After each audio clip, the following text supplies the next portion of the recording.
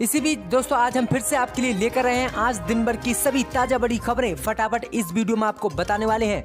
तो वीडियो को अंत तक जरूर देखें। अगर आप भी मानते हैं कि तबलीगी जमात पर मीडिया द्वारा लगाए गए आरोप गलत है तो हमारी वीडियो को लाइक करके अपना समर्थन जरूर दर्ज करें। इसी बीच आपको अपडेट करा दें कि भारत में कोरोना वायरस के मरीजों की संख्या पहुंच चुकी है 70,756। वहीं 22,455 लोग ठीक हो चुके हैं। वहीं 2,293 लोगों ने इस महामारी से अपनी जान गंवा दी है। तो काफ़ी बड़ा अपडेट है ये महामारी को लेकर। इसी बीच बढ़ते दोस्तों अगली बड़ी खबर की ओर। तो बीजेपी सांसद का विवादित बयान, तबलीगी जमात के लोगों से हो आतंकी जैसा बर्ताव। जी हाँ दोस्तों, आपको बता दें कि बिहार के मुजफ्फरपुर से बीजेपी सांसद अजय निषाद ने तबलीगी जमात के सदस्यों को लेकर विवादित बयान दिया है। उन्होंने कहा कि तबलीगी जमात के सदस्यों ने पूरे देश में कोरोना फैलाया है, इसी वजह से आज स्थिति गंभीर हो गई है। कोरोना वायरस फैलाने वाले सभी तबलीगी जमात के सदस्यों से आतंकियों की तरह निपटा जाना चाहिए। निषाद ने मांग की है कि देश के विभिन्न हिस्सों में कोरोना फैलाने के लिए जिम्मेदार तबलीगी जमात के साथ सरकार को आतंकियों जैसा व्यवहार करना चाहिए, इसके खिलाफ सख्त कार्रवाई होनी चाहिए। तो ये काफी विवादित बयान जो है बीजेपी सांसद की तरफ से दिया गया है तबलीगी जमात को लेकर। इसी बीच बढ़ते दोस्तों अगली बड़ी खबर की ओर। तो प्रधानमंत्री मोदी ने राष्ट्र के नाम संबोधन में किया साफ कि बढ़ेगा 17 मई के बाद लॉकडाउन। जी हाँ दोस्तों, आपको बता दें कि प्रधानमंत्री मोदी ने राष्ट्र के नाम संबोधन में कई बड़े ऐलान किए हैं। वहीं प्रधानमंत्री मोदी ने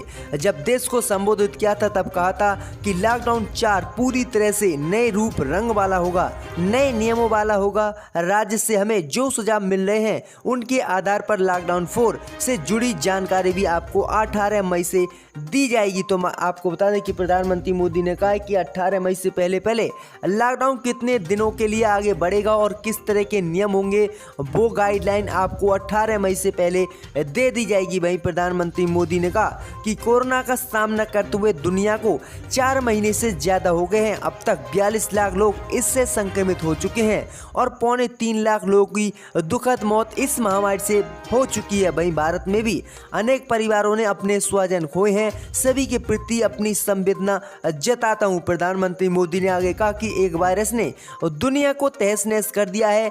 विश्व में करोड़ों जिंदगियां संकट का सामना कर रही हैं, लेकिन थकना, हारना, टूटना, बिखरना मानव को मंजूर नहीं है। सतर्क रहते हुए ऐसी जंग के समय नियमों का पालन करते हुए हमें बचना भी है और आगे बढ़ना भी है। आगे प्रधानमंत्री मोदी ने कहा कि जब कोरोना संकट शुरू हुआ था भारत में, तब भारत में एक भी PPE किट नहीं बनती थी। N95 मास्क का भारत में नाम मात्र उत्पादन होता था। आज स्थिति ये है कि भारत में ही हर रोज 2 लाख PPE किट बनती हैं और 2 लाख N मास्क बनाए जा रहे हैं। वहीं प्रधानमंत्री मोदी ने राष्ट्र के नाम संबोधन में 20 लाख करोड़ रुपए के आर्थिक पैकेज की घोषणा भी की। वहीं प्रधानमंत्री मोदी ने कहा कि ये देश के विकास की यात्रा को आगे बढ़ाएगा और भारत को एक नई दिशा देगा। वहीं प्रधानमंत्री मोदी ने कहा कि जो भी पृथ्वी को मां मानते हो, वो संस्कृति, वो भारत भूमि जब आत्मनिर्भर बनती है तब उससे एक दुखी समृद्ध विश्व की संभावना की सुनिश्चित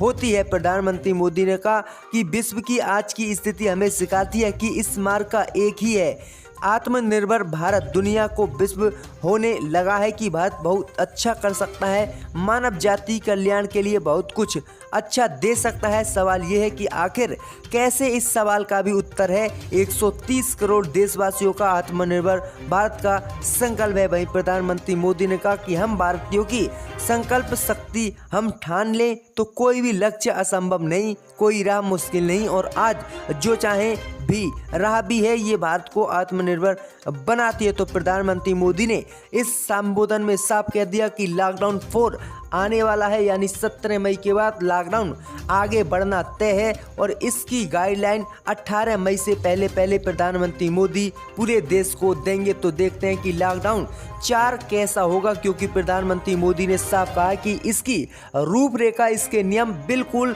तीनों लॉकडाउनों से अलग होंगे। इसमें क्या छूट देते हैं प्रधानमंत्री मोदी, इसकी बारे में हम आपको बताएंगे। तो ये काफ़ी बड़ी घोषणा प्रधानमंत्री मोदी ने की है लॉकडाउन को लेकर। इसी बीच बढ़ते दोस्तों अगली बड़ी खबर की ओर। तो राहुल गांधी का प्रधानमंत्री मोदी पर हमला, कहा सड़कों पर करोड़ों बच्चों को भूखे चलते देख मां भारती रो रही है। जी हां दोस्तों, आपको बता दें कि प्रधानमंत्री मोदी के संबोधन के बाद कांग्रेस नेता राहुल गांधी ने सड़कों पर करोड़ों बच्चों को भूखे चलते हुए देख मां भारती रो रही है, ऐसा कहा है। वहीं प्रधानमंत्री मोदी से राहुल गांधी ने बड़ी मांग की है। राहुल गांधी ने कहा कि प्रधानमंत्री मोदी जी से मेरा आग्रह है कि आज रात के संबोधन में सड़कों पर चलते हमारे लाखों श्रमिक भाई बहनों को उनके घरों तक सुरक्षित पहुंचाने की प्रधानमंत्री मोदी घोषणा करें। वहीं राहुल गांधी ने आगे कहा कि इसके साथ ही इस संकट के समय सहारा देने के लिए उन सभी श्रमिक भाई बहनों के खातों में कम से कम 7500 रुपए सीधे प्रधानमंत्री मोदी भेजें। तो ये काफी बड़ी मांग की है राहुल गांधी ने। इससे पहले भी कांग्रेस पूर्व अध्यक्ष राहुल गांधी ने कई राज्यों में श्रम कानून में संबोधन किए जाने की आलोचना की और इसका विरोध भी किया है। तो ये काफी बड़ी घोषणा और मांग की है राहुल गांधी ने। इसी बीच बढ़ते दोस्तों अगली बड़ी खबर की ओर। तो जावेद अख्तर के अजान को लेकर किए ट्वीट पर भड़के सपा सांसद शफीकुर रहमान बर्क। जी हां दोस्तों, आपको बता दें कि मशहूर गीतकार और लेखककार जावेद अख्तर के अजान को लेकर किए गए ट्वीट पर अब विवाद बढ़ गया है। मंगलवार को समाजवादी पार्टी के सांसद डॉक्टर शफीकुर रहमान बर्क ने भी नाराजगी जाहिर की है। वहीं बर्क ने कहा कि जावेद अख्तर की इस तरह की बातों को बिल्कुल बर्दाश्त नहीं किया जाएगा। वहीं आपको बता दें कि समाजवादी पार्टी के सांसद डॉक्टर शफीकुर रहमान बर्क ने मंगलवार को मीडिया से बात करते हुए कहा था कि जावेद अख्तर भले ही कोई बड़े आदमी हो, लेकिन उन्हें अजान के बारे में लिखने का कोई अधिकार नहीं है। अजान वर्षों से होती आई है और होती रहेगी। इस मामले में कोई दखल अंदाजी नहीं कर सकता, चाहे कोई भी कानून क्यों ना हो। ये शरीयत का हिस्सा है। वहीं सांसद शफीकुर रहमान ने कहा कि गीतकार जावेद अख्तर के मामले में मुस्लिम धर्म गुरु ही फैसला करेंगे। 85 साल के सपा सांसद ने जावेद अख्तर पर निशाना साधते हुए कहा था कि उन्होंने अजान पर तो ट्वीट किया, लेकिन शराब की बिक्री को लेकर कुछ नहीं कहा। लॉकडाउन में शराब की बिक्री की जा रही है और लोग पीकर सड़कों पर पड़े हैं। दरअसल जावेद अख्तर ने अपने ट्वीट में लिखा था कि भारत में तकरीबन 50 साल तक लाउड स्पीकर पर अजान हराम थी, इसके बाद ये हलाल हो गई। अब इसे बंद करना चाहिए क्योंकि इससे दूसरे लोगों को परेशानी होती है। तो ये काफी बड़ा बयान दिया था जावेद अख्तर ने, जिसके बाद सपा सांसद ने उन पर पलटवार करते हुए निशाना साधा है। बढ़ते दोस्तों अगली बड़ी खबर की ओर। तो मौलाना साद के केस की जांच NIA से कराने की मांग, दिल्ली हाई कोर्ट में याचिका दाखिल। जी दोस्तों, आपको बता दें कि मौलाना साद के केस की जांच NIA से कराने की मांग को लेकर सोमवार को दिल्ली हाई कोर्ट में याचिका दाखिल की गई है। ये याचिका मुंबई के एक वकील घनश्याम उपाध्याय ने दिल्ली हाई कोर्ट में दाखिल की है। दिल्ली हाई कोर्ट याचिका पर सुनवाई के लिए तैयार है। अर्जी में कहा गया है कि आतंकी संगठनों से मिली भगत की संभावना के चलते समयबद्ध NIA जांच करे और कोर्ट निगरानी में ये जांच होनी चाहिए। वहीं आपको बता दें कि कोर्ट ने कहा है कि अब इस मामले पर बुधवार को सुनवाई की जाएगी। तो ये काफी बड़ी जो है मांग की गई है कोर्ट से और कोर्ट भी इस पर सुनवाई करने के लिए राजी हो गया है। देखते हैं आगे इस मामले में क्या सामने निकल कर आता है। इसी बीच बढ़ते दोस्तों अगली बड़ी खबर को। तो शिवसेना ने बीजेपी पर लगाया गंभीर आरोप, कहा बीजेपी ने नीरव मोदी से लिया था चुनाव में चंदा। जी दोस्तों, आपको बता दें कि पंजाब नेशनल बैंक से धोखाधड़ी कर भारत से फरार चल रहे नीरव मोदी को लेकर शिवसेना ने बीजेपी पर बड़ा हमला बोला है। शिवसेना ने बीजेपी पर आरोप लगाया है कि नीरव मोदी भाजपा का साथी रहा है और वह बीजेपी के लिए चुनाव में धन इकट्ठा करने में सबसे आगे था। शिवसेना ने कहा कि ये आरोप नहीं लगेगा कि हीरा व्यापारी ने भाजपा और नेताओं के आशीर्वाद से देश को लूटा है। हालांकि पार्टी ने आरोप लगाया है कि कई ऐसे नीरव मोदी हैं जो भाजपा की तिजोरी भरने और कई चुनाव जीतने में मदद कर रहे हैं। तो ये काफी गंभीर आरोप लगाया है शिवसेना ने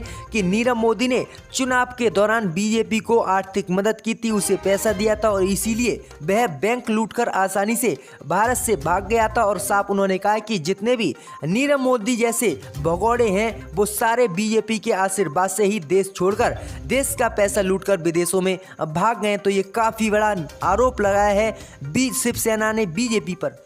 इसी बीच बढ़ते दोस्तों अगली बड़ी खबर को, तो लॉकडाउन में दी जा रही ट्रेनों की सर्विस से संतुष्ट नहीं अखिलेश यादव, केंद्र की मोदी सरकार पर बोला हमला। जी दोस्तों, आपको बता दें कि केंद्र की मोदी सरकार ने 15 राज्यों के लिए 15 स्पेशल ट्रेनें चलाने का फैसला लिया था, जिसके बाद सभी प्रवासी मजदूर अपने घर पहुंच सके। लेकिन कई विरोधी नेताओं ने अब रेलवे को सैनिटाइज करने को लेकर केंद्र की मोदी सरकार पर हमला बोला है। उत्तर प्रदेश के पूर्व मुख्यमंत्री और समाजवादी पार्टी के राष्ट्रीय अध्यक्ष अखिलेश यादव ने ट्रेनों में यात्रा को दी जाने वाली सुविधाओं को लेकर केंद्र की मोदी सरकार पर निशाना साधा है।